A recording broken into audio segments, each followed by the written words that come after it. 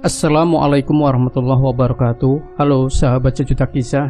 Semoga Anda masih selalu setia bersama kami, channel yang setiap hari selalu menyuguhkan cerita-cerita misteri menarik.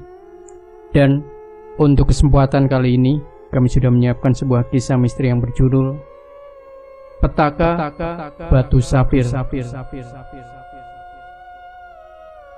Namaku Bayu. Kejadian ini aku alami antara tahun 2011-2012. Aku adalah seorang kepala keluarga yang gagal memberikan kehidupan yang layak bagi keluargaku. Setelah aku bangkit dari jeratan narkoba, aku pikir semua akan kembali normal seperti dahulu lagi. Namun, kenyataan tidak sesuai dengan harapanku. Semakin lama hidupku semakin hancur, hutang-hutangku pun semakin menumpuk. Jangankan untuk bayar kontrakan, untuk makan sehari-hari saja pun aku harus memutar otak. Di tengah keputusasaanku, aku mendapatkan telepon dari sahabatku Eko. Dia sekarang sudah sukses dan menjadi orang kaya di daerah Sumatera Utara. Dia lalu menyuruhku untuk menemuinya dan berjanji akan mengubah nasibku 180 derajat. Semoga Eko bisa menepati janjinya dan memberikan jalan pintas menuju kekayaan. Hari ini cuaca begitu panas. Sudah 4 botol air mineral aku habiskan selama berada dalam bis. Sumatera Utara, itulah tujuanku. Perjalanan dengan menggunakan bis ini diperkirakan memakan waktu 3-4 harian dari Jakarta. Setidaknya itu informasi yang aku dapat dari kondektur bis. Semoga tidak ada masalah dalam perjalanan. Penumpang dalam bis ini sangat ramai. Semua bangku telah terisi oleh penumpang. Aku duduk di samping bapak-bapak yang sepertinya mulai agak kepanasan dengan udara di dalam bis. Orang tua itu lalu membuka bajunya, menyisakan kaos dalam yang aromanya langsung menusuk ke dalam otakku. Belum lagi suara tangisan anak kecil yang terdengar memecah gendang telingaku.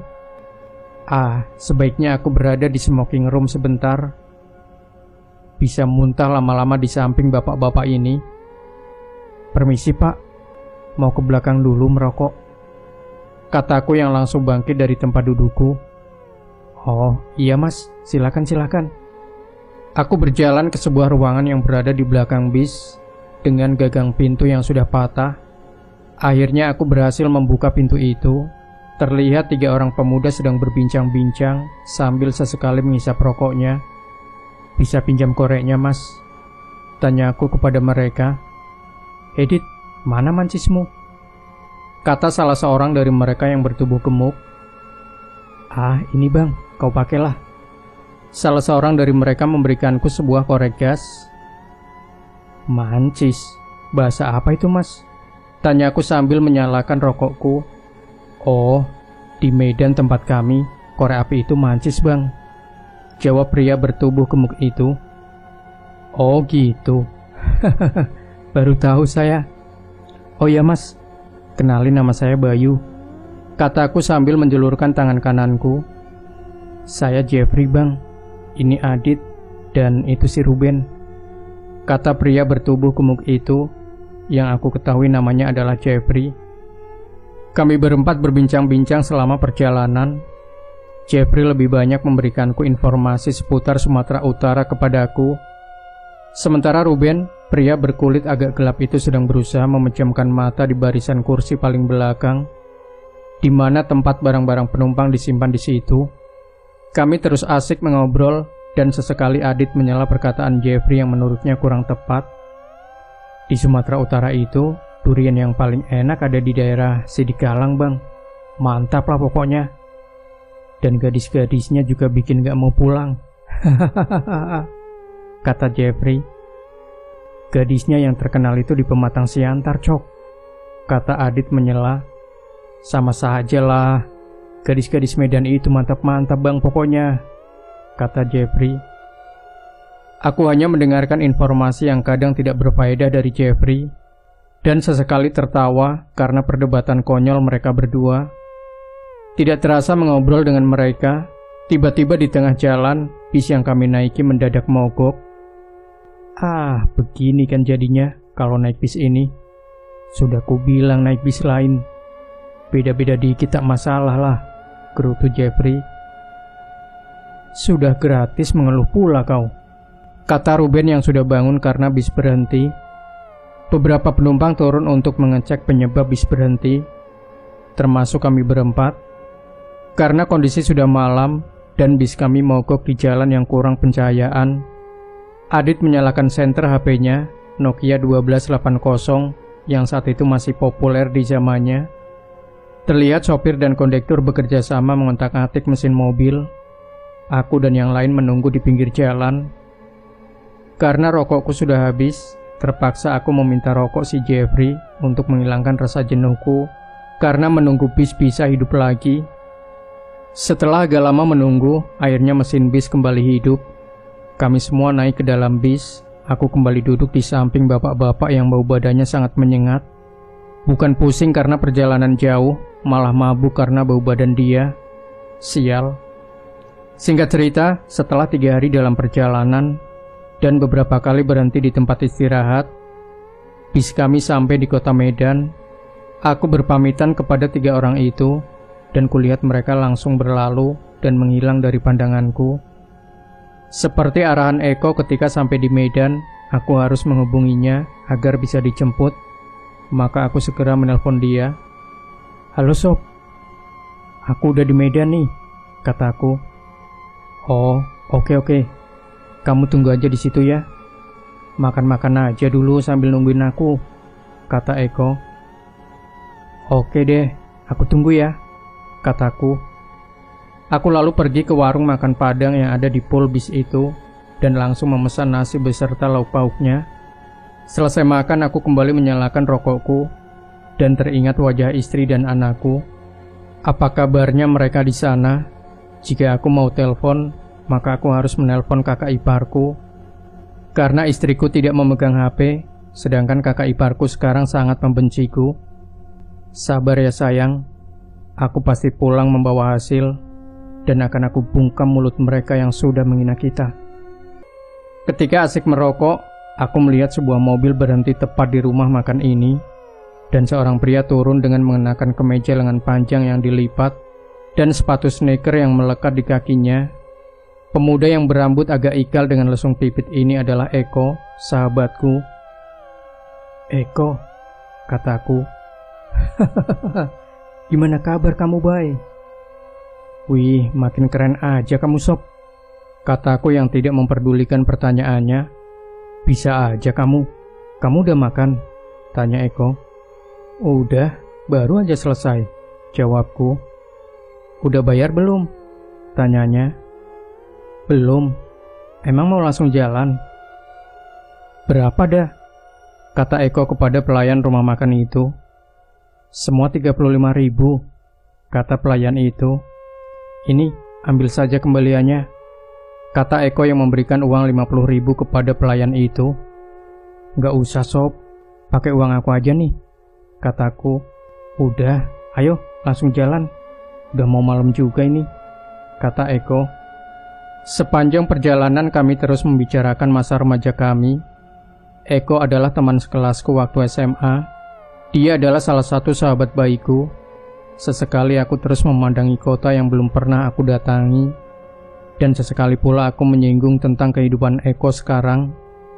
Informasi yang aku dapat waktu itu adalah bahwa Eko telah menikah dengan anak orang kaya, dan dari mertuanya lah dia mendapatkan modal untuk membuka usaha kuliner di Medan. Eko ini memang masih keturunan Medan.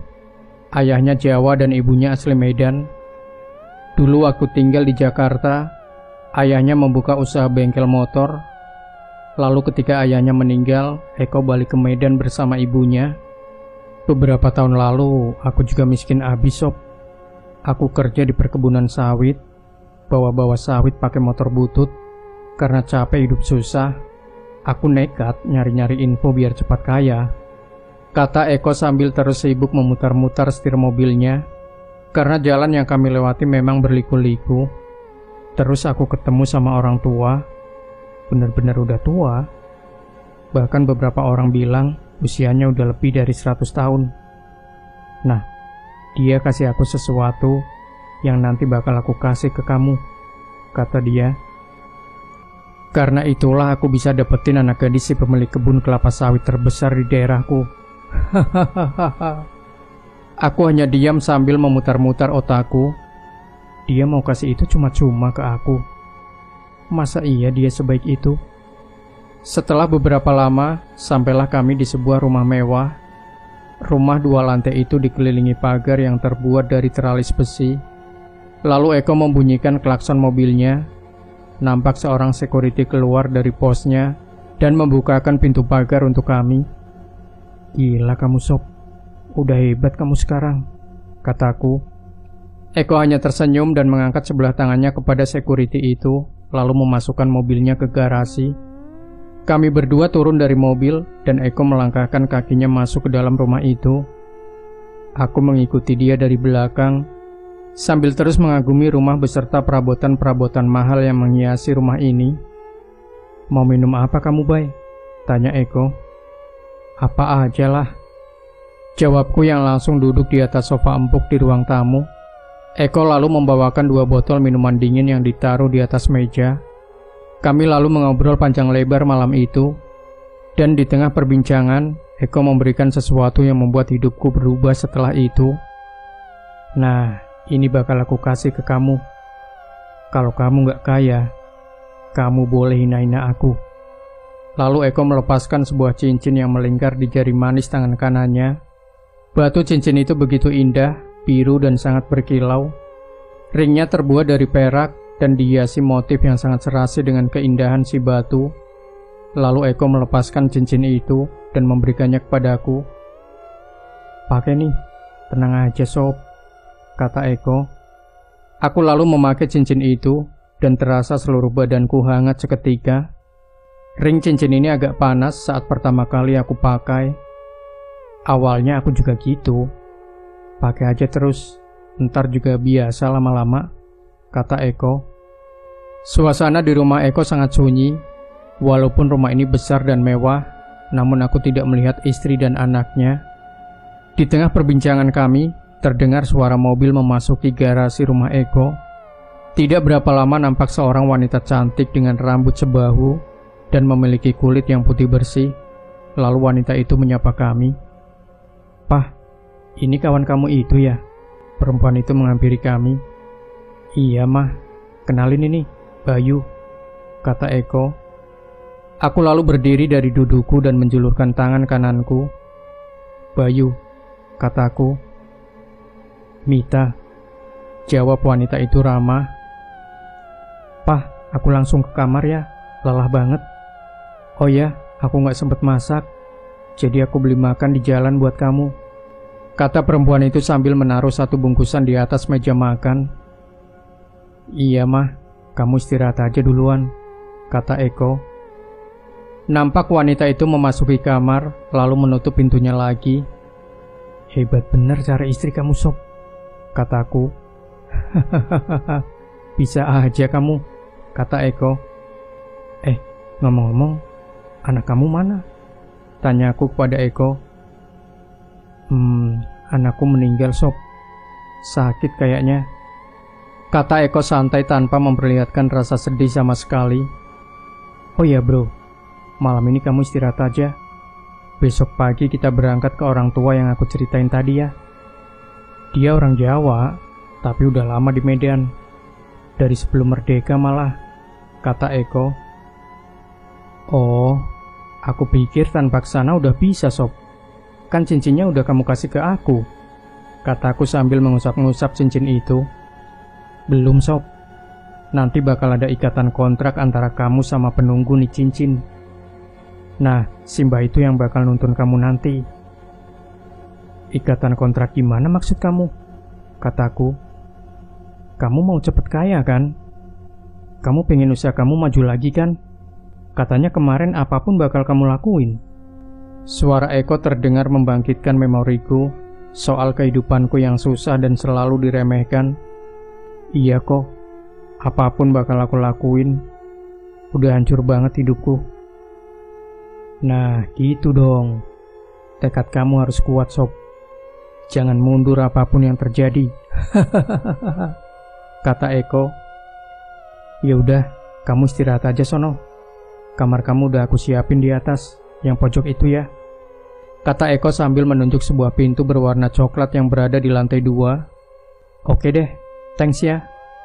Aku lalu mengambil barang-barangku dan menuju ke kamar yang Eko tunjukkan tadi.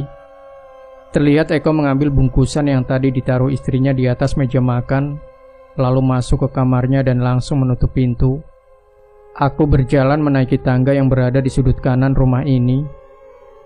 Ketika menaiki tangga, aku merasa ada sesosok bayangan yang mengikutiku. Namun ketika aku berbalik, tidak ada siapa-siapa di belakangku. Aku terus melanjutkan langkahku dan kembali membulatkan tekad untuk satu tujuan, kekayaan. Aku harus siap dengan segala kemungkinan yang terjadi, bahkan nyawa sekalipun, jika memang itu taruhannya. Tekadku sudah bulat, aku tidak mau pulang dengan tangan kosong. Aku harus memberikan kehidupan yang layak untuk keluargaku. Sesampainya di dalam kamar, aku meletakkan barang-barangku di atas meja. Ada sebuah kasur ukuran 1 orang dan sebuah lemari kayu yang masih kosong. Nampaknya ini memang kamar khusus tamu atau saudara yang ingin menginap, pikirku. Di dalam kamar itu juga terdapat 1 buah bangku yang terbuat dari kayu dan sebuah meja bulat yang aku gunakan untuk menaruh barang-barangku tadi. Aku lalu mengganti pakaianku dan bersiap untuk tidur. Namun ketika hendak memejamkan mata, aku melihat seperti ada bayangan yang berdiri di sudut kamar. Aku langsung duduk dan memastikan apa yang barusan aku lihat. Namun lagi-lagi bayangan itu menghilang. Mungkin cuma firasatku saja, pikirku yang kembali mencoba untuk tidur. Aku lalu kembali memejamkan mata dan terus membayangkan istri dan anakku di rumah. Sampai tak terasa mataku terasa berat dan sangat mengantuk. Mungkin karena lelah, akhirnya aku pun tertidur. Keesokan paginya, sayup-sayup aku mendengar suara ketukan pintu kamarku. Bayu.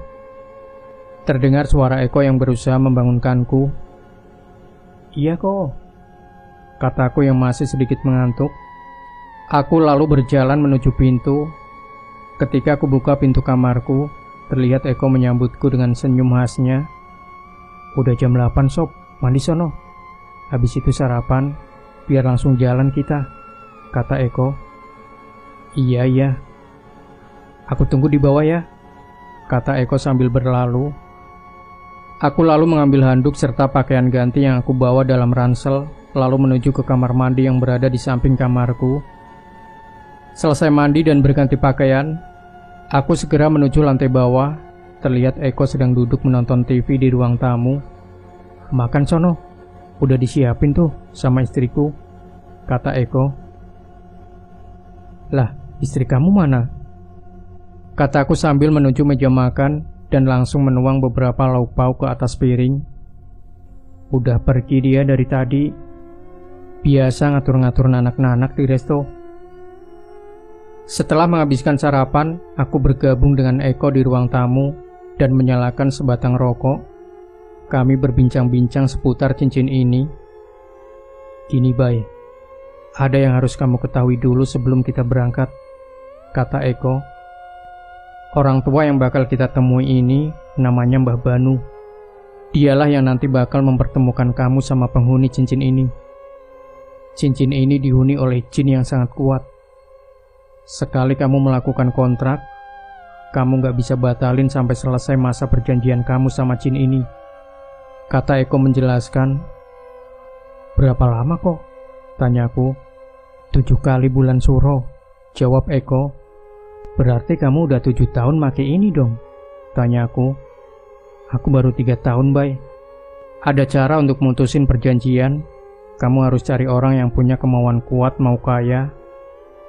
Tapi setelah pemilik yang lama udah kasih persembahan ke dia, kata Eko. Maksud kamu tumbal? Tanyaku lagi. Iya.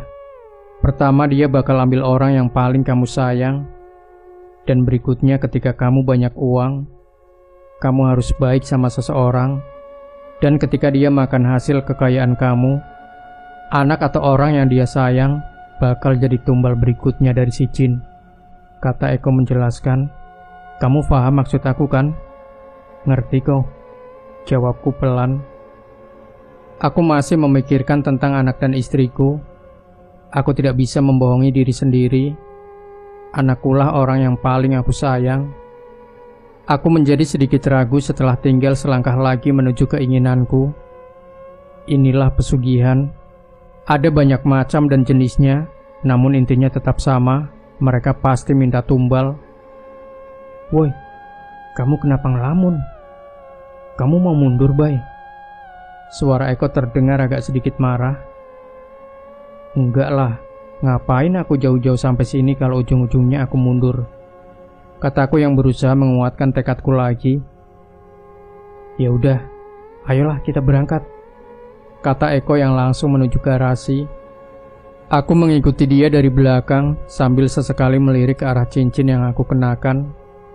Setelah kami berada di dalam mobil, terlihat security sibuk membukakan pintu gerbang yang besarnya 2 kali tinggi badanku. Perjalanan kali ini agak memakan waktu. Setelah melalui beberapa perkebunan sawit dan perbukitan, akhirnya kami memasuki jalan perkampungan. Aku pikir rumah Mbah Banu berada di antara perkampungan ini. Ternyata mobil kami masih terus melaju melewati satu perkebunan karet lagi. Udah deket nih, Bay, kata Eko. Kami tiba di salah satu rumah yang terbuat dari anyaman bambu. Di sekeliling rumah itu masih terdapat pohon-pohon besar. Aku melihat seorang kakek-kakek yang sudah sangat tua sekali. Badannya agak kecil karena termakan usia, dan mengenakan sebuah tongkat sebagai penyangga tubuhnya yang sudah lemah. Pria tua itu duduk bersama seorang nenek yang aku yakin adalah istrinya. Lalu Eko turun dan menghampiri mereka berdua. Aku terus mengikuti Eko dari belakang. Mbah, ini saya Eko.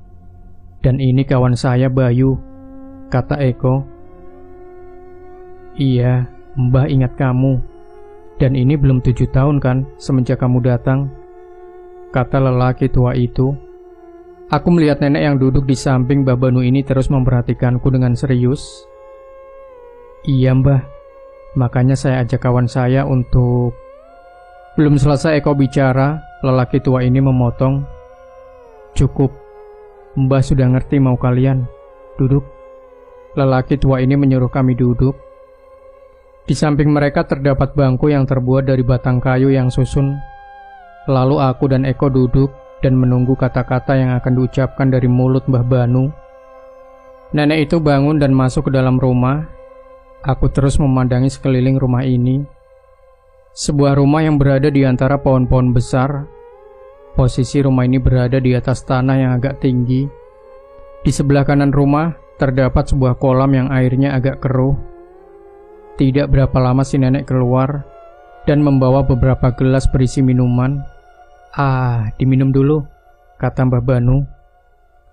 Kami langsung mengambil sebuah gelas dan meminumnya. Walaupun saat itu aku tidak begitu haus, namun untuk menjaga perasaan si Mbah, aku pun meminumnya. Siapa namamu tadi? Tanya Mbah Banu sambil menunjuk ke arahku. Saya Bayu, Mbah, kataku sambil menundukkan kepala. Sudah tahu semua resikonya? Sudah, Mbah. Saya siap dengan segala risikonya, kataku yang sebenarnya masih teringat wajah anakku. Nanti malam kita akan mulai, dan kamu juga harus ikut untuk melepas perjanjianmu, kata Mbah Banu yang sekarang ucapannya mengarah ke Eko. Dalam, Mbah, kata Eko yang menggunakan logat Jawa halusnya.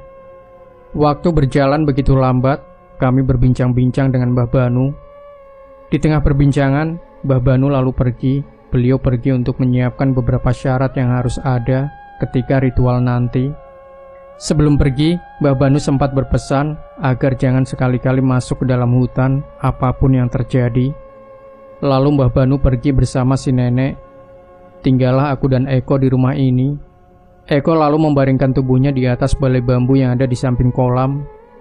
Dan setelah beberapa lama, akhirnya dia tertidur. Sementara aku masih asik menikmati keindahan batu cincin yang baru saja aku terima dari Eko kemarin. Ketika sedang memutar-mutar cincin, aku melihat dengan jelas seorang anak kecil di seberang kolam. Ia memberikan senyum dan menunjuk ke arah hutan. Anak kecil yang aku lihat ini seperti anak normal pada umumnya. Tidak ada keanehan dalam benakku saat itu. Dia lalu berjalan dan menoleh ke arahku sambil kembali menunjuk ke arah hutan. Tanpa sadar, kakiku berjalan mengikuti langkah kaki anak kecil tersebut. Setelah berada agak jauh dari tempat semula, anak kecil itu menoleh kembali ke arahku. Lalu terlihatlah wajah aslinya yang menyeramkan. Matanya merah dan melotot ke arahku. Dia tertawa keras sekali sampai terlihat gigi-giginya yang berwarna hitam. Aku sangat ketakutan saat itu. Aku lalu membalikkan badanku dan berlari sekuat tenaga. Sampai di rumah Mbah Banu, aku masih melihat Eko yang sedang tertidur. Kemudian tanpa menunggu lama aku langsung membangunkan Eko untuk menceritakan apa yang aku lihat. Aku menggoncang-goncangkan tubuh Eko yang saat itu posisi tidurnya membelakangiku. Ketika badan Eko terbalik, betapa terkejutnya aku karena wajah Eko seperti bangkai mayat yang sudah lama membusuk. Terlihat belatung yang berjalan di antara luka-luka di wajah itu. Kedua matanya bolong dan hanya menyisakan darah yang mengalir dari lubang matanya.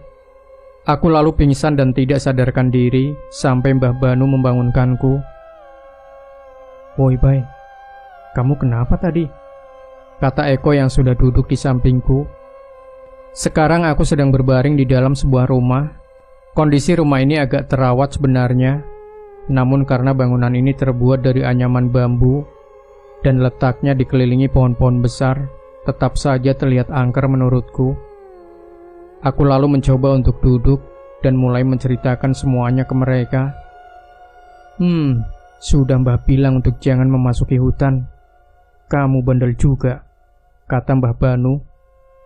Aku tidak menjawab dan terus memegang kepalaku yang masih agak pusing. Mbah Banu lalu membawa sebuah tampah yang di atasnya sudah ada bunga-bunga segar dan seekor ayam hitam yang sudah dalam kondisi mati. Si nenek berjalan mengikuti langkah Mbah Banu sambil membawa gerabah yang sudah mengeluarkan asap berbau kemenyan. "Sebentar lagi kita akan mulai memanggil dia," kata Mbah Banu. Seketika aku sadar bahwa hari sudah malam. Sudah berapa lama aku pingsan? Kataku dalam hati. Aku lalu melihat sekeliling. Terlihat dari balik jendela langit sudah gelap, dan di dalam rumah sudah ada beberapa buah lentera yang menggantung di beberapa bagian dinding rumah. "Yang itu tolong dimatikan ya, Nek," kata Mbah Banu sambil menunjuk sebuah lentera yang menggantung tepat di belakang Eko. Ketika lentera dimatikan, pencahayaan mulai berkurang, walaupun tersisa satu buah lentera yang masih menyala di dapur. Kami berempat lalu duduk di setiap sudut ruangan yang aku perkirakan ukurannya 3x3 meteran, mengelilingi tampah yang berada di tengah-tengah ruangan. Terdengar sayup-sayup suara Mbah Banu membacakan sebuah mantra yang aku yakin itu adalah logat Jawa. Mbah Banu lalu menghentikan mantranya dan berpesan agar jangan ada yang memejamkan mata dan lari ataupun teriak saat apapun hadir di tengah-tengah kami. Lalu Mbah Banu memintaku untuk tetap memakai cincin itu walau rasanya akan panas nantinya. Mbah Banu lalu kembali membaca mantra-mantra. Setelah agak lama aku merasa seperti ada angin yang datang entah dari mana, dan terdengar suara lemparan-lemparan batu dari atap rumah Mbah Banu. Aku terus berkonsentrasi dan menyiapkan diriku untuk sesuatu yang akan muncul nantinya. Perlahan asap putih muncul dari tengah-tengah tampah, lalu kemudian membentuk suatu sosok pocong yang setingginya sekitar 2 meteran lebih. Kafan yang agak kotor dan sudah tidak berwarna putih itu sangat jelas terlihat olehku. Awalnya aku sangat takut sekali, terlebih wajah makhluk ini seperti wajah Eko yang aku lihat sebelum pingsan tadi, busuk dan mengeluarkan darah. Sesekali aku menundukkan kepala karena rasa takut yang masih tersisa di diriku, walaupun aku tahu tidak akan terjadi apa-apa juga kepada kami. Setelah agak lama, sosok pocong itu menghilang dan kembali menjadi kepulan asap tebal. Aku kembali mengangkat kepalaku yang sedari tadi agak menunduk, dan masih terdengar sayup-sayup suara Mbah Banu membaca mantra. Tidak berapa lama, kembali aku merasakan dingin yang datang, tapi kali ini udaranya agak hangat. Kemudian muncullah satu sosok hitam berbadan besar. Makhluk ini memiliki rambut yang panjang dan kuku-kuku yang panjang. Dia mendekatkan wajahnya ke wajahku. Bukan main takutnya aku saat itu. Aku kembali terus mengingat tujuanku datang ke sini. Aku mau cepat kaya. Aku mau cepat kaya. Hembusan nafasnya seakan mengeluarkan bau busuk yang hampir membuatku muntah. Lalu tiba-tiba cincin di jariku terasa panas sekali, seakan-akan membuat jariku terbakar. Aku berusaha memberanikan diri untuk tidak memejamkan mata. Aku melihat ke arah cincin yang aku kenakan ini. Cincin ini mengeluarkan asap putih kehitaman. Lalu perlahan makhluk itu menghilang dan suasana kembali normal. Mbah Banu menghentikan mantranya dan terlihat samar-samar nenek bangun dari duduknya dan kembali menyalakan lentera yang tadi padam. Mbah Banu lalu menghampiri Eko yang sedang menahan rasa sakit pada jarinya. Ketika Mbah Banu memegang pergelangan tangannya, Eko memperlihatkan jari manisnya kepada lelaki tua itu. Aku sangat terkejut melihat jari manis Eko. Ada bekas lebam hitam mengelilingi jari manisnya. Lebam itu menyerupai ring dari sebuah cincin. Tinggal selangkah lagi kamu bisa keluar dari perjanjian ini, kata Mbah Banu. Apalagi Mbah? Bukannya saya sudah mendapatkan pengganti saya? Suara Eko terdengar masih menahan sakit. Pikirmu semudah itu melepaskan perjanjian dengan Jin? Kali ini suara Mbah Banu agak sedikit keras. Besok tepat tengah malam, dia akan datang dan mengambil haknya. Setelah itu, kamu baru bebas dari perjanjian ini. Eko hanya bisa menunduk, entah apa yang ada di pikirannya saat itu. Dan untuk kamu, jangan pernah lepaskan cincin ini, apapun kondisinya. Cincin ini akan memberikan jalan yang mudah untuk semua keinginanmu, kata Mbah Banu sambil menatap ke arahku. Dan ingat, untuk pertama kali dia akan mengambil orang yang kamu cintai. Lalu setiap tanggal 1 bulan Suro, dia akan mengambil korban dari orang yang merasakan kebaikanmu. Karena dirasa sudah aman, maka kami pun pamit kepada Mbah Banu dan istrinya. Eko langsung menghidupkan mobil dan langsung melaju di atas jalan bebatuan ini. Jalan ini membelah perkebunan karet sejauh hampir 5 km. Mobil kami terus melaju tanpa ada percakapan sama sekali malam itu. Sesampainya di rumah Eko, kami langsung duduk di ruang tamu. Dan terlihat Milta berjalan dari arah dapur dengan mengenakan baju tidur dan membawakan beberapa gelas air untuk kami. Dari mana saja sih Pak? Kok sampai malam begini? Tanya Milta. Oh, kami habis berkeliling. Aku habis ngajak Bayu jalan-jalan. Besok kan dia sudah balik ke Jakarta, kata Eko. Kok cepet amat sih? Apa tidak mau nginap lagi? Lirikan mata Milta genit menatapku. Aku merasakan cincin ini terasa hangat dan berpikir bahwa ini adalah salah satu reaksi dari kehebatan cincin ini. Melihat hal ini, Eko langsung menyuruh istrinya ke kamar. Wah, gawat sob. Mending kamu balik aja malam ini. Bukannya ngusir, daripada ada apa-apa sama biniku. Kamu nginep aja di hotel. Besok pagi baru balik ke Jakarta, kata Eko. Ini, aku kasih uang buat nginep di hotel dan buat ongkos kamu balik, kata Eko sambil mengeluarkan sejumlah uang yang menurutku cukup untuk biaya hidup sebulan. Ya udah sob, kamu atur aja baiknya.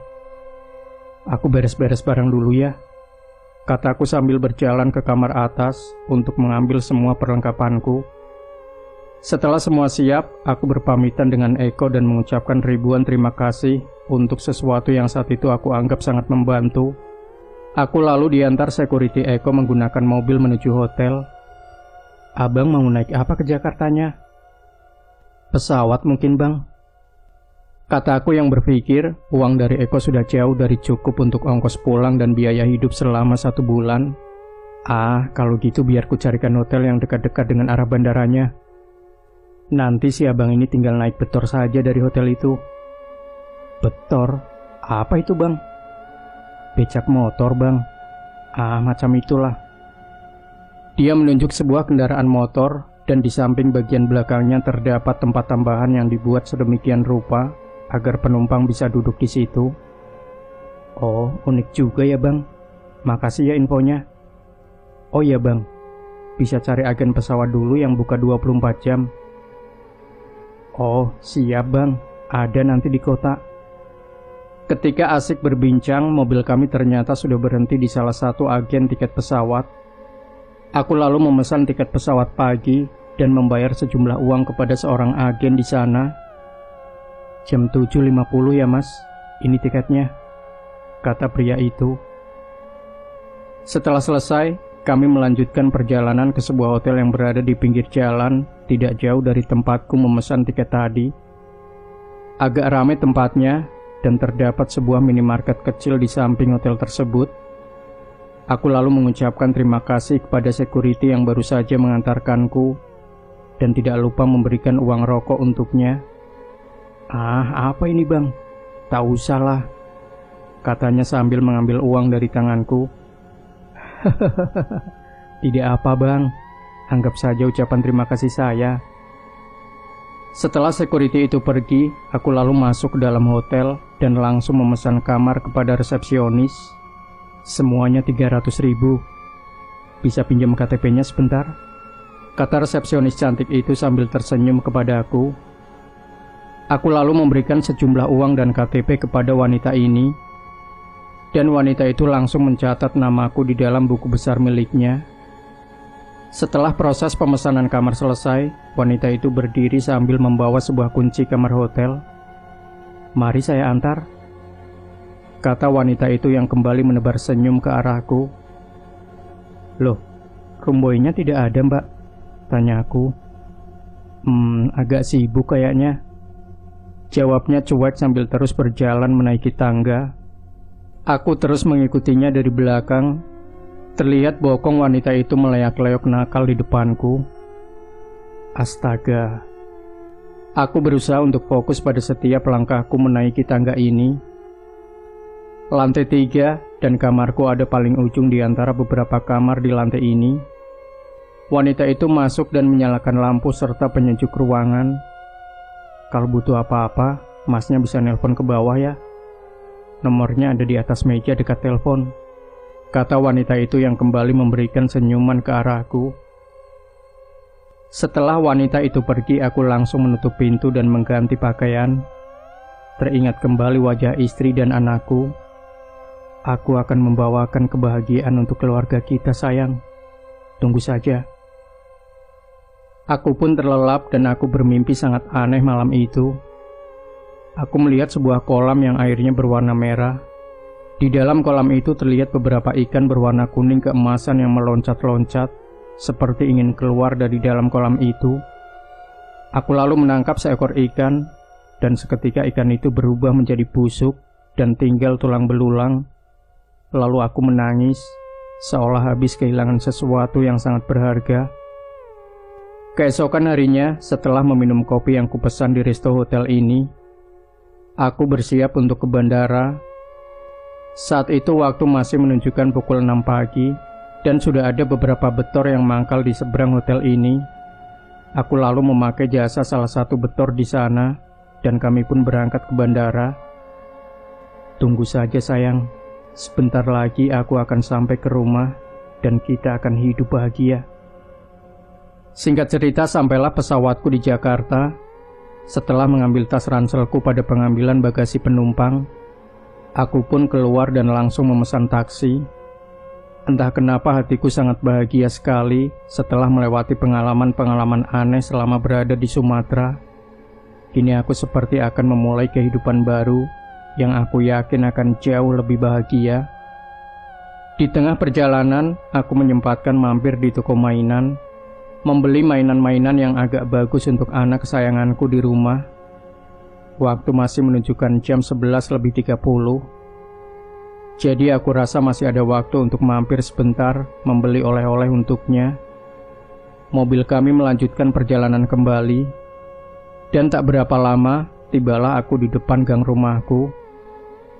Setelah membayar taksi, aku melangkah penuh kebahagiaan, membayangkan anak dan istriku yang melihat aku pulang, membawa uang dan mainan untuk anakku. Di depan gang terdapat bendera kuning, dan sempat berpikir siapa yang meninggal. Aku teringat oleh perkataan Mbah Banu, bahwa orang yang kita sayang akan diambil terlebih dahulu oleh jin penunggu cincin ini. Astaga. Aku langsung berlari ke rumahku, dan nampak rumahku sudah dipenuhi oleh beberapa warga. Firasatku sudah tidak enak. Aku langsung menuju ke dalam rumah, dan nampak sosok anak kecil yang sudah terbujur kaku dan tengah dikafani. Rama. Air mataku seketika jatuh tak tertahankan. Ya, dialah Rama, anak kesayanganku yang telah meninggalkanku untuk selama-lamanya. Sedih, hancur, menyesal, marah, entah apa lagi yang aku rasakan saat itu. Aku hanya bisa pasrah sambil terus menangis dan memeluk tubuh anakku tercinta. Sudah 1 minggu berlalu semenjak meninggalnya putra kesayanganku. Hati ini seperti hancur. Setiap detik aku selalu mencoba untuk menerima resiko dari jalan yang aku tempuh. Dan hari ini aku harus mendapatkan juga hakku dari perjanjian antara aku dan makhluk itu. Hari Minggu ini aku berencana pergi ke Pak Nur. Dia adalah investor bisnisku dulu ketika aku mendirikan usaha event organizer, dengan keyakinan bahwa batu ini akan membantuku membujuk hatinya yang sempat membeku karena kesalahanku waktu itu. Mau kemana, Pak? Tanya istriku. Ke rumah Pak Nur, Mah. Kataku sambil menghidupkan sepeda motor yang aku pinjam dari tetangga. Memang dia masih percaya sama kamu, Pak? Kita nggak akan pernah tahu kan kalau belum coba. Kataku yang langsung pergi setelah mencium kening istriku. Rumah Pak Nur ini sebenarnya tidak seberapa jauh. Namun karena jalan yang aku lewati hari ini banyak jalan yang buka tutup, akhirnya aku tiba di rumahnya setelah melalui perjalanan hampir 1 jam. Ketika sampai di pintu gerbang rumahnya, cincin di jariku terasa hangat. Aku pun semakin yakin untuk menemui bos muda ini. Aku butuh bantuanmu, kataku dalam hati sambil mengusap-usap cincin biru ini. Assalamualaikum, kataku kepada seorang tukang kebun yang berada di halaman rumah Pak Nur. Waalaikumsalam. Iya mas, ada apa? Kata lelaki itu. Mau ketemu Pak Nur. Saya Bayu, kawan lamanya. Oh baik, tunggu sebentar mas. Mari, silakan masuk. Kata lelaki itu sambil mempersilahkan aku duduk di teras rumah itu. Kemudian dia masuk ke dalam rumah untuk memanggil Pak Nur. Setelah berapa lama, lelaki itu keluar dan di belakangnya nampak Pak Nur tersenyum kepadaku. Waduh, kemana saja Mas Bayu? Kemarin saya mau ke rumah Mas Bayu. Kata Iwan, anak Mas Bayu habis meninggal ya. Jadi saya nggak jadi deh ke sana. Kata Pak Nur. Iya Pak, Rama meninggal sekitar seminggu yang lalu. Tapi kemarin malam saya ketemu Iwan. Dia tidak bilang apa-apa soal Pak Nur. Kataku. Turut berduka ya mas. Mungkin Iwan lupa sampaikan kali. Duduk dulu. Kata pria itu yang kembali masuk ke dalam rumah. Lalu Pak Nur keluar sambil membawa sebuah brosur dan amplop coklat di tangannya. Jadi 2 bulan lagi perusahaan saya mau merayakan hari jadi. Dan seluruh cabang akan diundang. Acaranya mau saya adakan di kantor pusat. Mas Bayu sudah pernah ke kantor saya kan? Tanya Pak Nur. Sudah Pak. Kataku sambil memegang brosur yang tadi dibawa Pak Nur. Dan ternyata adalah brosur wedding. Kalau itu kawan saya anaknya mau nikah mas. Semalam datang ke rumah. Anaknya sudah keliling tanya-tanya WO. Dan tertarik dengan paketan di situ. Kata Pak Nur yang sesekali mengisap rokok kretek miliknya. Itu kan dia dapat harga 350 juta all in. Kira-kira Mas Bayu bisa buat konsep seperti itu tidak? Dan kalau bisa harganya di bawah itu, dia mau acaranya outdoor di kolam renang. Kata Pak Nur. Untuk yang acara kantor saya sudah menyiapkan anggaran sekitar 800 juta. Nanti kurang lebihnya kita bisa bicarakan lagi. Saya rencana mau memanfaatkan lantai 1 dan 2, tapi saya mau ada tenda juga yang terpasang di halaman parkiran kantor. Semua full AC. Untuk rincian detailnya, besok Mas Bayu tinggal ambil ke kantor saja, kata Pak Nur. Oh, bisa Pak Nur. Saya akan memberikan layanan terbaik saya untuk acara Pak Nur, kataku penuh semangat. Iya, saya percaya sama Mas Bayu. Soal kejadian kemarin, saya harap Mas Bayu tidak jatuh di lubang yang sama 2 kali ya, kata Pak Nur mencoba mengingatkanku. Kemudian Pak Nur mendapat telepon yang aku rasa sangat penting saat itu.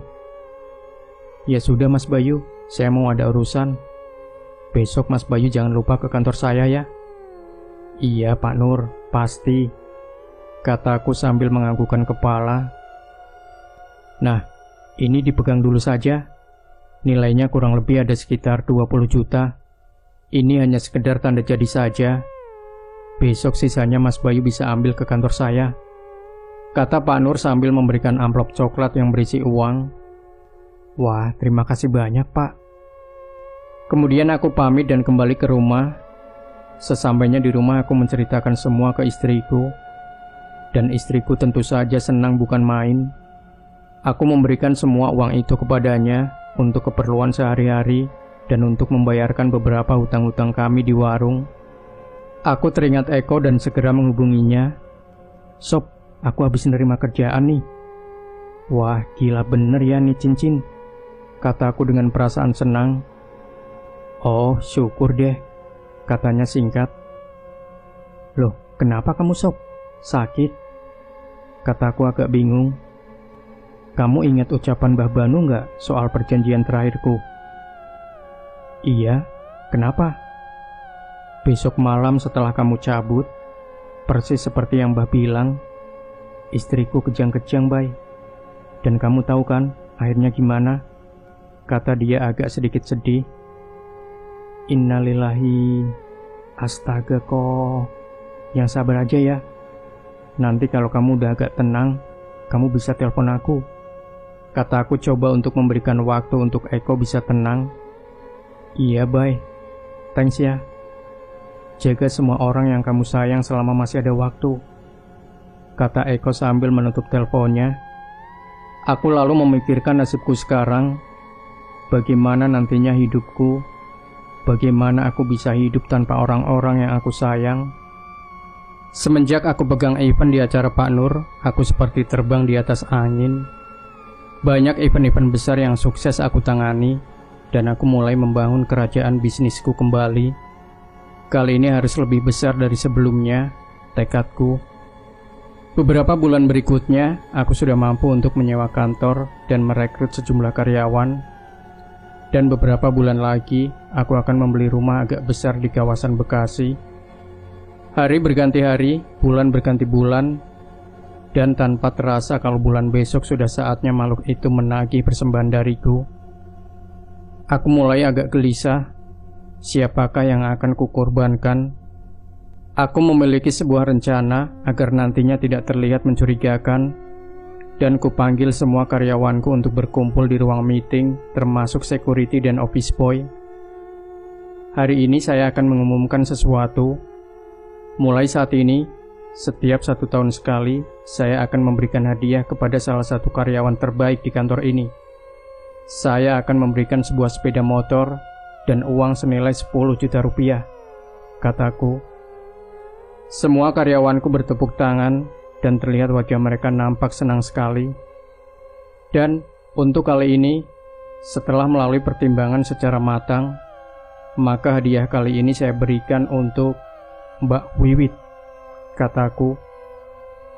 Menurutku, keputusan ini tepat karena Mbak Wiwit saat itu baru saja memiliki seorang anak yang baru berusia 5 bulan. Antara senang karena sudah mendapatkan target, di sisi lain aku pun kasihan dengan Wiwit dan anaknya saat itu. Tapi aku harus bagaimana lagi, inilah jalanku. Beberapa minggu kemudian, tibalah saat dimana makhluk itu mengambil korbannya. Malam itu aku agak gelisah dan merasakan cincin ini terasa hangat di jariku. Keesokan harinya, aku mendapatkan informasi dari security bahwa Mbak Wiwit tidak masuk karena anaknya meninggal semalam. Sudah setahun lebih aku menjalani hidup sebagai pelaku pesugihan, dan semua yang aku inginkan dapat aku lakukan. Uang, harta, semua telah aku miliki. Hampir setiap bulan aku dan istriku pergi liburan, hal yang tidak aku dapatkan ketika hidup susah, pasca kebangkrutan usahaku dulu. Namun setelah beberapa lama, aku menjadi pribadi yang jauh berubah dari aku yang sebelumnya. Mudah tersinggung, marah, dan belakangan sering terjadi keributan-keributan antara aku dan istriku. Karena itulah aku jadi sering keluar malam. Awalnya hanya untuk menghilangkan penat, minum-minum, berpesta bersama teman-teman dan lain-lain. Hingga pada suatu malam, ketika aku hendak pulang dari salah satu diskotik di Jakarta, aku enggan untuk pulang melewati jalan tol, karena aku agak sedikit mabuk juga waktu itu. Pikirku jika memang nanti aku tidak kuat bawa mobil, aku bisa sewa hotel di perjalanan untuk istirahat.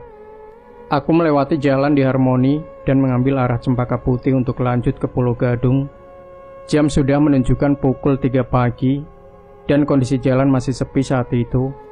Ketika melewati sepanjang jalan di kawasan Pulau Gadung, tiba-tiba dari arah kanan terlihat seorang laki-laki tua menyeberang jalan. Sedikit kaget, aku langsung menginjak pedal rem dan membuang arah mobilku ke sebelah kiri hingga sedikit menabrak pembatas jalan. Karena marah, aku pun lantas membuka pintu mobilku dan hendak memarahi orang tua ini. Namun orang tua ini malah mendatangiku dan menatapku penuh rasa iba. Harta bisa dicari, namun kebahagiaan hanya ada di hati, kata orang tua itu sambil terus memandangiku. Seperti tersambar petir, tubuhku lalu bergetar. Kata-katanya seperti tepat menusuk jantungku. Orang tua itu lalu melanjutkan langkahnya, dan setelah agak tersadar dari lamunan, aku langsung memanggilnya. Pak, mohon maaf pak, tadi saya agak ngelamun bawa mobilnya, kataku. Banyak-banyak istighfar, jangan sampai kosong hati kamu. Oh iya pak, maksud perkataan bapak tadi apa ya? Yang mana? Oh, sudahlah, tidak baik bicara di tengah jalan begini. Kalau kamu mau ngobrol dengan saya selalu ada di masjid itu, kata orang tua ini sambil menunjuk sebuah masjid yang hanya terlihat kubahnya saja dari posisiku saat itu. Sudah, kamu harus cepat pulang. Kasihan keluargamu menunggu di rumah, kata dia sambil melanjutkan langkahnya, dan kali ini benar-benar meninggalkanku. Aku masuk kembali ke dalam mobil. Sebelum jalan aku lihat kembali orang tua ini. Dengan raut wajahnya yang bijaksana, terlihat sejuk sekali di mataku. Keesokan harinya, aku kembali memikirkan kejadian semalam. Ingin rasanya aku menemuinya lagi, orang tua yang misterius. Siapa dia? Aku lalu memandangi cincin yang menempel di jariku dan mengingat bahwa aku telah jauh menyimpang dari jalan Tuhanku. Aku memang memiliki segalanya sekarang, namun tetap saja hati ini masih terasa kosong. Seperti ada sesuatu yang hilang dari kehidupanku, dan tanpa terasa air mataku menetes. Dan hati ini ingin sekali melakukan kewajibanku sebagai umat muslim, sholat. Aku memaksakan langkahku untuk mengambil air wudhu. Sesampainya di kamar mandi, aku hidupkan keran air dan mulai membasuh kedua tanganku. Namun, tiba-tiba cincin ini terasa panas sekali di jariku. Sampai-sampai aku berteriak karena jariku seperti terbakar. Setelah agak reda, aku lalu melepaskan cincin ini dan kembali membasuh kedua tanganku. Dan kembali jariku merasakan panas yang luar biasa. Akhirnya aku mengurungkan niatku untuk sholat. Aku lalu teringat orang tua itu dan memutuskan untuk bertemu dengannya, berharap akan ada solusi dari masalah yang tengah aku hadapi ini. Aku mengambil kunci mobilku dan berjalan menuju garasi. Tanpa pikir panjang, aku pun pergi ke tempat pertemuanku dengan orang tua semalam. Hari ini jalan agak lengang. Mungkin karena hari Minggu, jadi jalan agak lancar. Karena biasanya rute yang aku tempuh ini sangat macet di hari-hari biasa. Sesampainya aku di jalan semalam, aku melihat sebuah kubah masjid dan mengikuti jalan yang menuju ke arah masjid itu berada. Setelah sampai di parkiran masjid, aku lalu turun dan nampak orang tua itu sedang duduk berbincang-bincang dengan beberapa orang di teras masjid. Dia lalu tersenyum kepadaku. Nampak wajahnya yang penuh karisma menyambut kedatanganku. Gusti Allah punya rencana baik. Dia bisa membolak-balikan hati manusia, dan dia juga yang memberikan hidayah kepada siapa yang dikehendakinya. Mari sini duduk, kata orang tua itu sambil memberikan ruang untukku. Setelah bersalaman kepada beberapa orang yang ada di situ, aku pun duduk berhadapan dengan orang tua ini. Kamu udah duhur belum? Tanya orang tua ini. Belum, Pak. Nah, sholat dulu sana. Oh ya, sebelum wudhu cincinnya sini, biar bapak yang pegang, agar lebih afdol. Hehehe. Agak ragu awalnya untuk kembali mengambil air wudhu, mengingat kejadian di rumahku tadi. Terlebih harus memberikan cincin ini ke dia. Sudah, tidak apa-apa. Sholat taubat dulu kalau merasa punya salah ke Gusti Allah ya. Akhirnya dengan agak berat, aku menyerahkan cincin ini ke dia. Wih, bagus bener cincinnya, Pak. Mahal pasti nih ya? Tanya salah seorang kepada orang tua itu. Bagus hanya tampilan luarnya saja, dalamnya kan kita tidak tahu, kata orang tua ini sambil melirik ke arahku. Aku lalu berjalan ke tempat wudhu dan kembali menghidupkan keran air. Perlahan-lahan aku basuh kedua tanganku. Dan anehnya, kali ini sudah tidak terasa panas lagi. Aku lanjutkan membasuh wajahku, dan tanpa terasa air mataku jatuh bersama tetesan air wudhu. Setelah selesai berwudhu, aku melangkah ke dalam masjid. Nampak orang tua itu dan beberapa orang masih asik berbincang. Orang tua itu menoleh ke arahku dan memberikan senyum dari wajahnya yang penuh karisma. Sesuai arahan beliau, aku melakukan sholat taubat terlebih dahulu. Dari mulai niat, takbir, sampai ketika sholatku berakhir, air mata ini tidak berhenti menetes. Dalam hatiku seperti ada sesuatu yang terbebas di sana setelah lama menghilang. Kini pancaran itu semakin jelas kurasakan. Tenang, damai.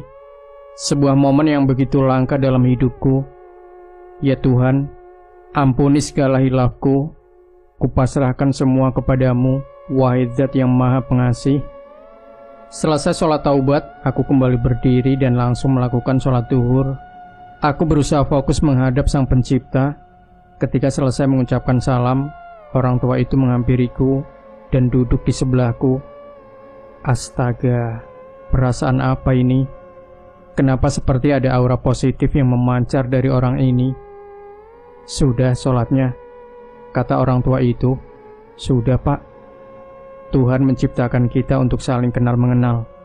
Perkenalkan dulu, nama saya Ali. Siapa nama kamu, Nak? Saya Bayu, Pak.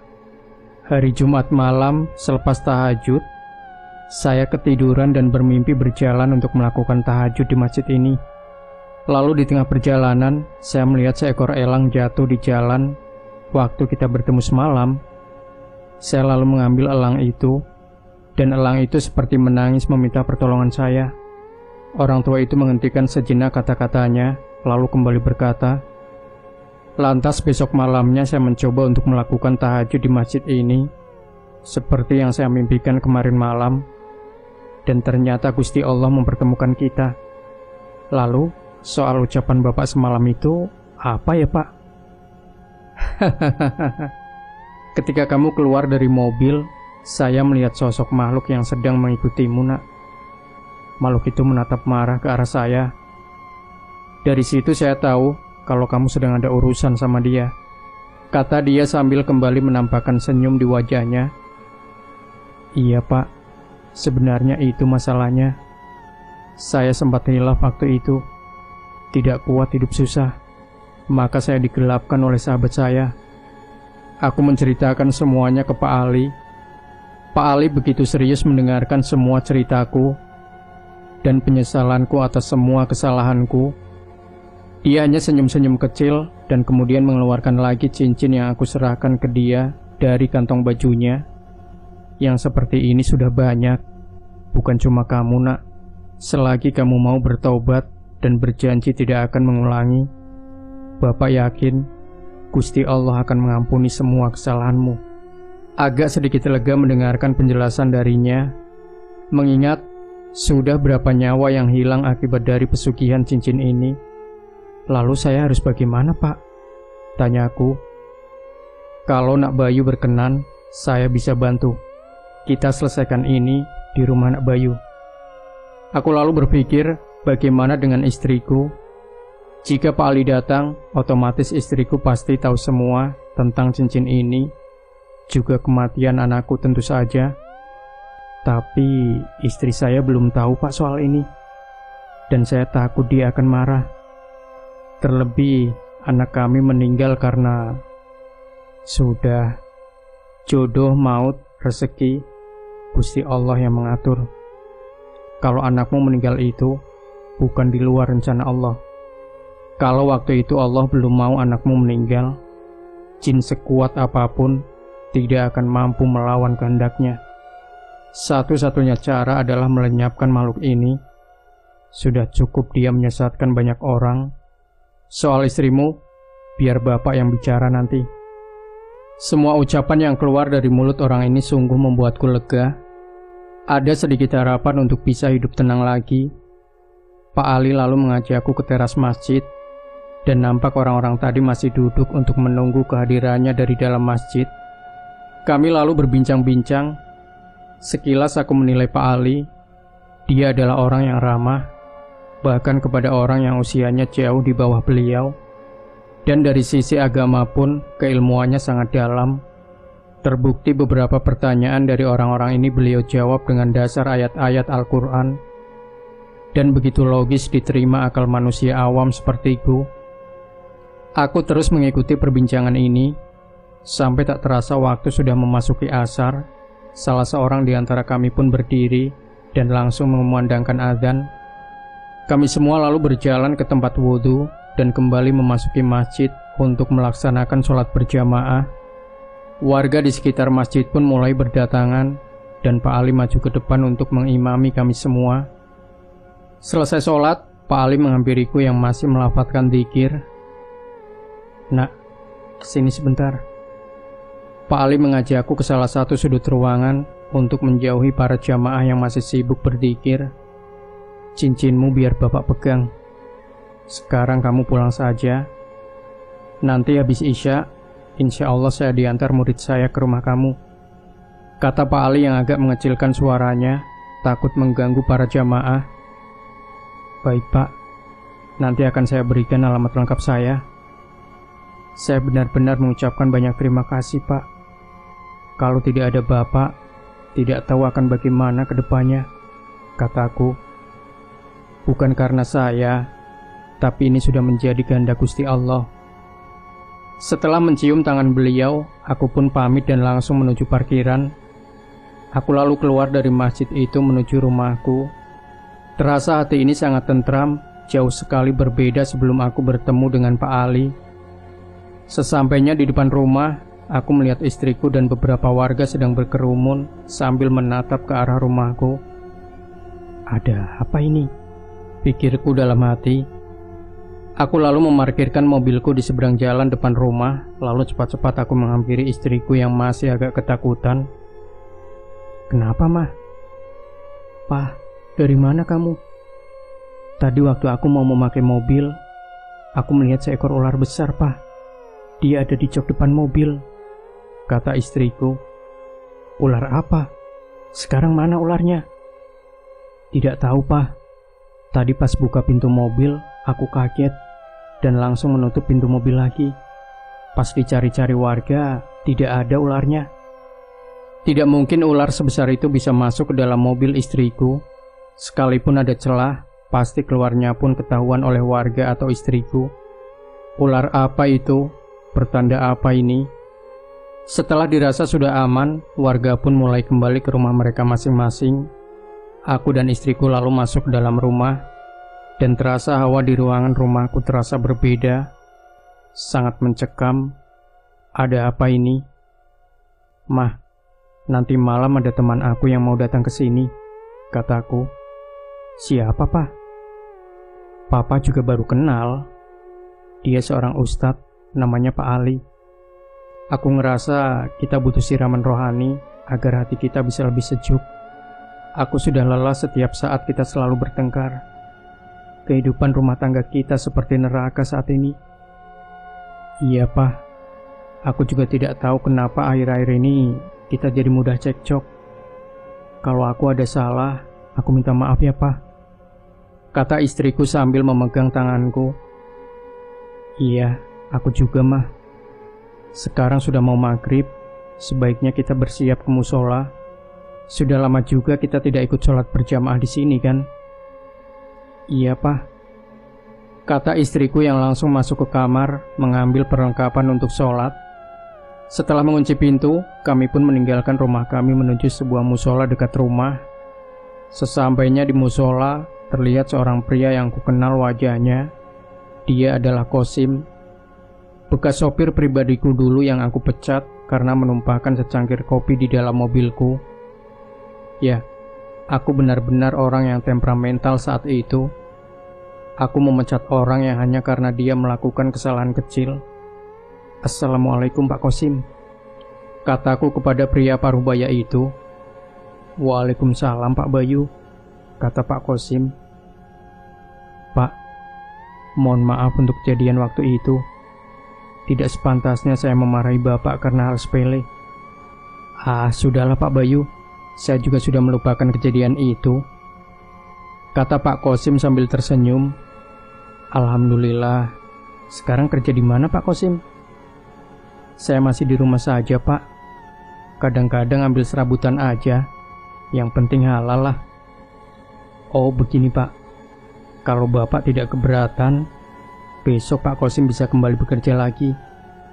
Dan insya Allah saya akan menaikkan gaji Bapak dari sebelumnya, kataku agak sedikit memaksa. Wah, yang benar nih Pak Bayu. Benar, Pak. Untuk apa saya bohong? Kataku sambil balik melemparkan senyum. Alhamdulillah ya Allah. Terima kasih banyak ya Pak Bayu. Kebetulan anak saya juga lagi sakit dan memang lagi butuh biaya untuk berobat. Sakit apa, Pak? Tangannya patah akibat terjatuh waktu bawa motor, kata Pak Kosim yang nampak agak sedih. Loh, sudah dibawa ke patah tulang? Belum, Pak, karena saya takut biayanya. Pasti dirawat inap soalnya. Begini saja, besok habis antar saya ke kantor, Pak Kosim bawa saja mobil saya, lalu antar anak Bapak ke patah tulang. Biar saya yang tanggung semua biayanya, kataku. Ya Allah, benar Pak, kata dia dan sedikit mengeluarkan air mata. Benar Pak, insya Allah saya ikhlas. Alhamdulillah, terima kasih ya Allah. Terima kasih Pak Bayu, kata dia sambil mencium tanganku. Aku langsung menarik tanganku yang hendak dia cium. Astaga, tidak apa-apa Pak. Saya hanya bisa bantu sebisa saya saja. Semoga Allah membalas semua kebaikan Pak Bayu, katanya. Ya sudah Pak, mari kita ke dalam. Sudah mau adzan ini, kataku menutup percakapan. Kami pun melangkah memasuki area musola. Nampak beberapa warga sudah siap untuk melakukan sholat sunnah terlebih dahulu. Kembali aku menghadap Sang Pencipta. Aku kembali berharap Dia yang Maha Besar mau menerima taubatku dan membantuku menyelesaikan semua masalahku. Setelah selesai melakukan sholat maghrib, aku menghampiri istriku dan meminta agar dia pulang terlebih dahulu, lalu menyiapkan jamuan kepada Pak Ali nanti. Sementara aku ingin lebih lama dzikiran di musola ini.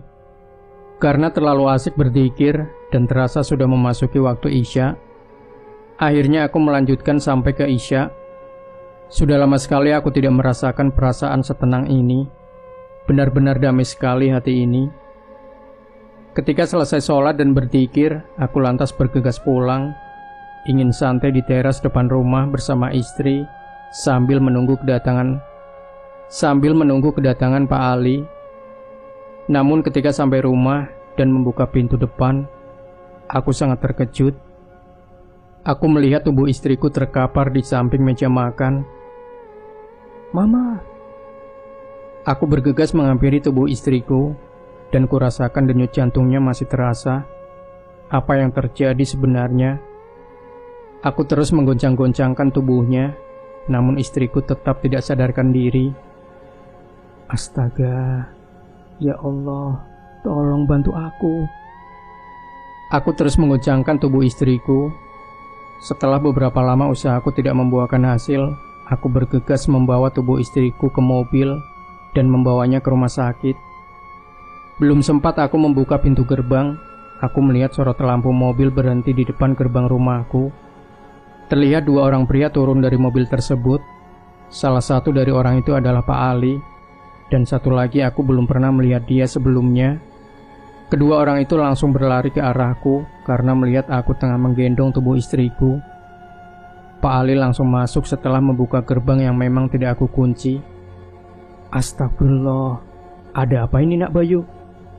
Tanya Pak Ali yang langsung membantuku mengangkat tubuh istriku. Tidak tahu Pak. Setelah dari masjid, saya masuk ke rumah dan sudah melihat istri saya tidak sadarkan diri. Saya mau bawa dia ke rumah sakit Pak. Tidak usah, bawa masuk ke dalam lagi, kata Pak Ali. Walaupun saat itu kondisiku sedang panik, namun aku berusaha untuk bisa mengontrol diri. Aku lalu merebahkan tubuh istriku di atas sebuah sofa panjang di ruang tamu. Lalu Pak Ali duduk bersila di lantai dan menghadapkan wajahnya ke arah istriku. Sementara seorang pemuda yang tadi bersama Pak Ali mengeluarkan sebuah Al-Quran dari dalam tasnya dan tanpa dikomando langsung membacakan salah satu surat yang aku ketahui adalah surat Al-Jin. Seketika aku melihat tubuh istriku bergetar dan tanpa aku sadari hawa di sekitar tubuhku terasa hangat. Keringat menetes dari keningku. Tiba-tiba istriku bangun dan mendorong tubuh Pak Ali hingga beliau terjatuh.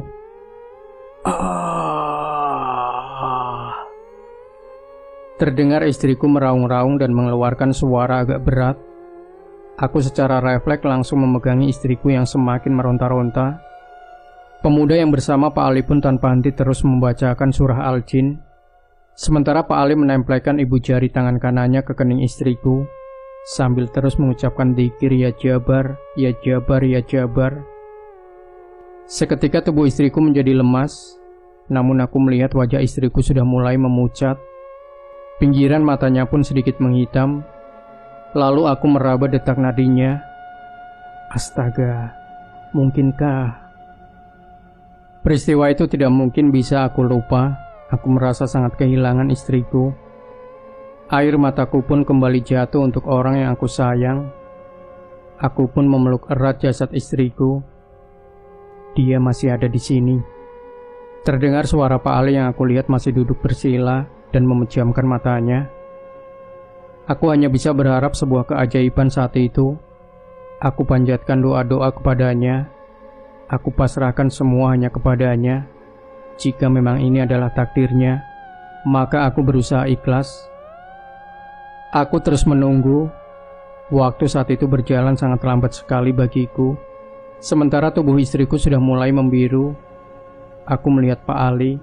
Beliau menunjukkan raut wajah yang tegang. Dia terus fokus dan terlihat pula keringat membasahi tubuhnya. Ya Allah, tolong bantu aku. Setelah beberapa lama menunggu, akhirnya aku melihat perubahan pada tubuh istriku. Kini tubuhnya kembali hangat, dan pinggiran mata yang tadi menghitam kini telah hilang. Istriku pun kembali sadar. Aku membantunya untuk duduk, lalu kuberikan segelas air putih kepadanya. Setelah agak pulih, istriku lalu bercerita. Tadi ketika sedang menyiapkan makanan, ada bayangan hitam yang terbang ke arahnya. Lalu kemudian dia seperti berada di sebuah sumur yang sangat dalam. Namun di sumur itu ada banyak orang yang sedang menangis. Di dasar sumur itu terdapat sebuah ruangan besar. Ada banyak sekali orang di sana, termasuk istriku. Dia sempat berlari dan mencoba keluar dari ruangan itu. namun ada semacam tembok yang tak terlihat yang tidak bisa ditembus olehnya. Sampai akhirnya dia sadar dan kembali saat ini. Kami mendengarkan semua cerita dari istriku. Begini nak, Bapak hanya perantara. Ada beberapa hal yang ingin suamimu sampaikan, namun takut kamu marah nantinya, kata Pak Ali kepada istriku. Maksudnya Pak? Tanya istriku. Begini mah, aku ingin menyampaikan sesuatu yang selama ini aku rahasiakan dari kamu. Namun aku takut salah bicara dan akan menyakiti hati kamu. Makanya aku meminta tolong kepada Pak Ali ini untuk menjadi penengah di antara kita. Aku tidak ingin rumah tangga kita hancur karena kesalahanku mah, kataku. Pak Ali pun menceritakan semuanya kepada istriku dan sesekali memberikan nasihat kepadanya. Awalnya istriku begitu syok mendengar kenyataan tentang harta yang kudapatkan ini, juga kepada nasib anak kami yang dijadikan tumbal oleh makhluk itu. Jadi, anakmu kau korbankan mas? Kata istriku.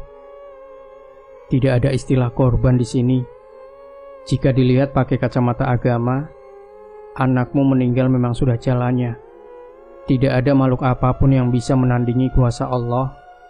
Yang penting suamimu sudah mau bertaubat dan berjanji tidak akan mengulangi kesalahannya lagi, kata Pak Ali mencoba menengahkan. Dan untuk kamu nak, cukuplah hal ini menjadi pelajaran untukmu. Perbanyaklah ibadah kepada Gusti Allah. Jangan pernah putus asa, karena tidak mungkin Tuhan memberikan ujian kalau hambanya tidak sanggup. Pak Ali kembali mengingatkanku. Kembali aku teteskan air mata untuk kesekian kalinya. Aku sangat menyesal. Mengapa dulu aku begitu bodoh? Beruntung Allah masih sayang kepadaku, mempertemukanku dengan seseorang yang bisa menuntunku kembali kepadanya. Sudah, masa lalu biarkan menjadi sebuah pembelajaran. Nah, cincin ini sudah kembali menjadi cincin biasa. Ini saya kembalikan, kata Pak Ali sambil mengeluarkan cincin dari saku celananya. Tidak usah Pak, ambil saja untuk Bapak. Saya benar-benar mengucapkan banyak terima kasih.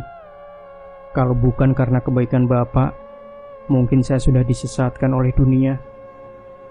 Berterima kasihlah kepada Allah Subhanahu wa Ta'ala. Hanya Dialah yang bisa menolong siapa yang dikehendakinya, kata Pak Ali menutup percakapan. Setelah kejadian malam itu, alhamdulillah hidupku sudah kembali normal. Usahaku masih berjalan sampai sekarang. Kini aku dikaruniai 2 orang anak yang cantik-cantik. Semoga pengalaman yang aku dapatkan bisa diambil manfaatnya. Demikian sahabat sejuta kisah, akhir dari sebuah kisah misteri yang berjudul Petaka Batu Safir. Jangan lupa berikan komentar Anda, like, share video ini, subscribe channel Sejuta Kisah, dan kembali nantikan cerita-cerita misteri terbaru dari kami. Wassalamualaikum warahmatullahi wabarakatuh.